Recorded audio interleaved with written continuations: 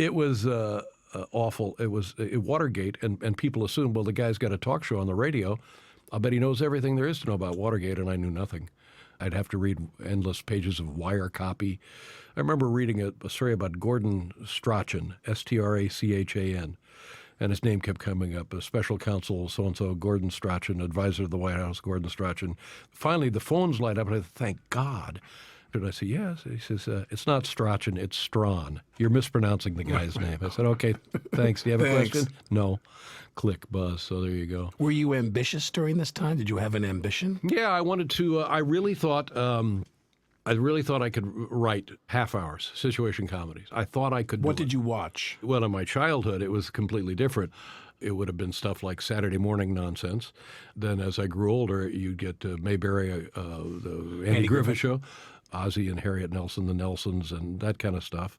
And then later on, in those days, it was all the Mary Tyler Moore things, the Bob Newhart Show and the Mary Tyler Moore Show.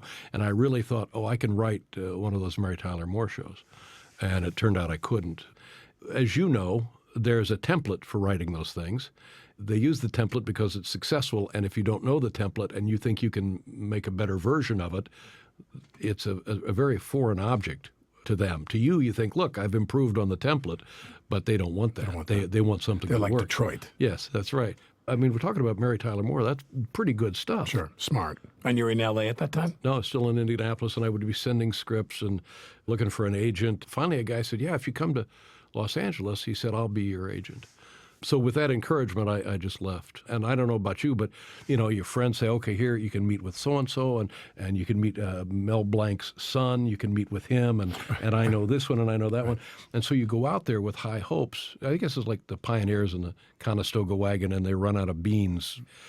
So within the first week, you run through all of your appointments, and then you got nothing. Yeah, then you're shanghaied. That's right. You're just on the shoals there. That's right. In L.A. I remember when I went to L.A., I did a soap opera at 30 Rock. The show was about to go off the air, and I'll never forget this guy that was the producer. We're in the hallway, and they asked me to extend my contract for a few months. And he says that line to me. He says, what do you think you're going to do, go out to Hollywood, become a star in the movies? I'm walking down the hallway. He's going, you listen to me. Come back here, you. You don't walk away from me. And I walk away from the guy, and I go to L.A. Now, were you ever haunted by that? Did you, honestly, did you, because in my case, Every I thought night. the guy was, I said, oh, yeah, Well, of course I you haven't do. considered that. Well, of course you do. Yeah. Who? You've been an enormously successful man. Did you ever dream you would be as successful as you are? No. Never. No. And I'll tell you the same for you, same for most people in this, in show business. You're just lucky enough to get to do exactly what you want to do all your life. So that's the success. Coming up, David Letterman's own personal Cinderella story. I drove in a pickup truck with my wife to L.A., and 3 years later, I'm sitting next to Johnny Carson. That's not supposed to happen. It's just not supposed to happen, but it did.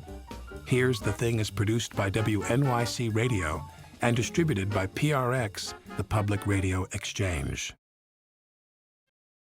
This is Alec Baldwin, and you're listening to Here's the Thing.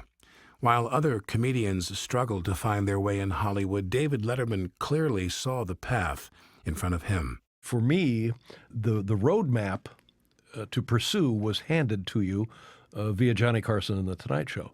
They would have comics on. It would be David Brenner, and they would say, and they'll be appearing at the Comedy Store. And it seemed to be that the connection between the Comedy Store and The Tonight Show was pretty close. Yeah. So even though He mined that facility, that particular facility. Yeah, it was the farm system for the Comedy Store. And great guys were coming out and getting on, and Steve Landesberg, and on and on. I say on and on because I can't remember the name, so I just It works. Yeah,